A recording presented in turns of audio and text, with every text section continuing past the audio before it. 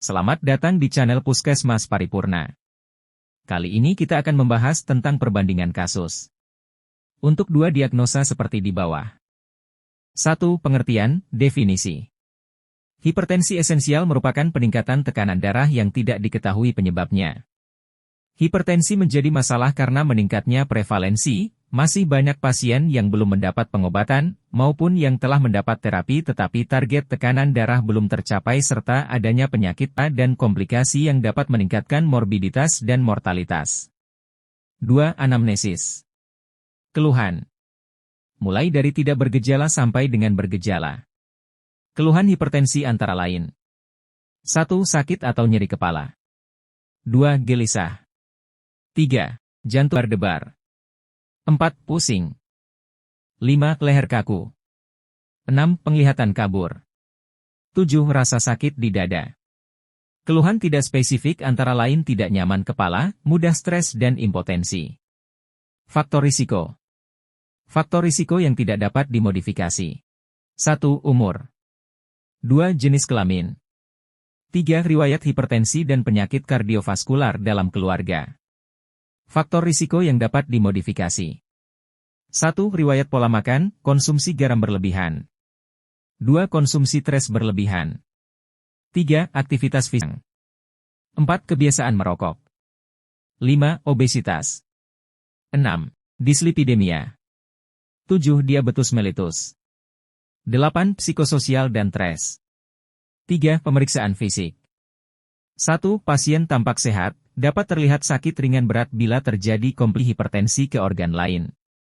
2. Tekanan darah meningkat sesuai kriteria JNC7.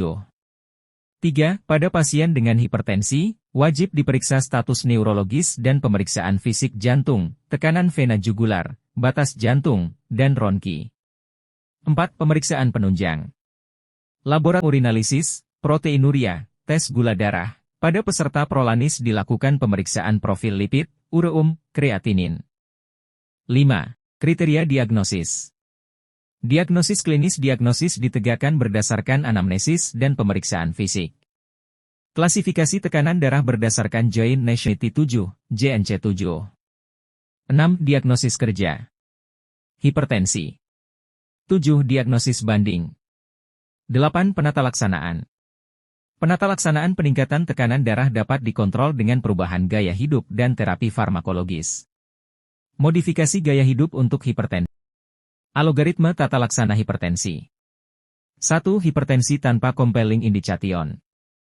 A. Hipertensi stage 1 dapat diberikan diuretik, HCT 12, 5, 50 mg hari. Atau pemberian penghambat AC, captopril 3x12, 5, 50 mg hari. Atau nifedipin 30, 60 mg hari, atau kombinasi.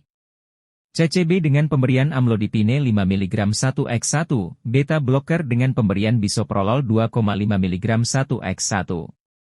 B. Hipertensi stage 2 bila target terapi tidak tercapai setelah observasi selama 2 minggu, dapat diberikan kombi 2 obat, biasanya golongan diuretik, tiazid dan penghambat AC atau penyekat reseptor beta atau penghambat kalsium. C. Pemilihan antihipertensi didasarkan ada tidaknya kontraindikasi dari masing-masing antihipertensi di atas. Sebaiknya pilih obat hipertensi yang diminum sekali sehari atau maksimum 2 kali sehari. Bila target tidak tercapai maka dilakukan optimalisasi dosis atau ditambahkan obat lain sampai target tekanan darah tercapai. 2. Kondisi khusus lain. A. Lanjut usia. Diuretik, tiazid, mulai dosis rendah 12,5 mg hari. Obat hipertensi lain mempertimbangkan penyakit A. B. Kehamilan. Golongan metildopa, penyekat reseptor, antagonis kalsium, vasodilator. Penghambat AC dan antagonis reseptor AI tidak boleh digunakan selama kehamilan. 9. Edukasi. 1. Edukasi tentang cara minum obat di rumah. Perbedaan antara obat-obat harus diminum untuk jangka panjang, misalnya untuk mengontrol tekanan darah, dan pemakaian jangka pendek untuk menghilangkan gejala, misalnya untuk mengatasi mengi, cara kerja tiap-tiap obat, dosis yang digunakan untuk tiap obat dan berapa kali minum sehari. 2. Pemberian obat antihipertensi merupakan pengobatan jangka panjang.